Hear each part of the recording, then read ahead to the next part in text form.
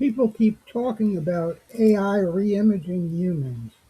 So far, I figured, why not skip the middleman and just 3D print a 19-year-old version of me? You know, the one with hair, hope, and knees that work?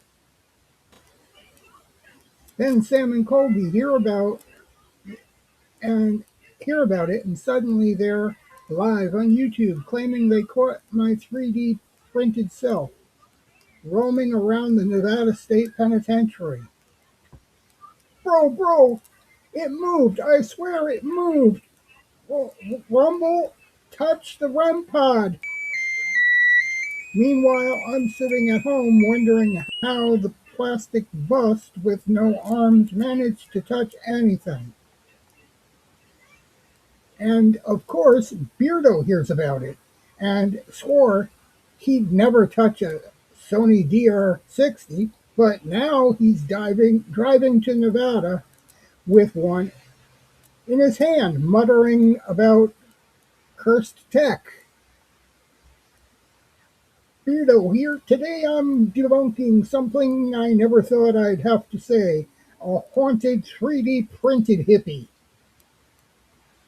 He goes on in with his recorder, ready to prove these kids wrong. But then, and and he swears to this, gets it good.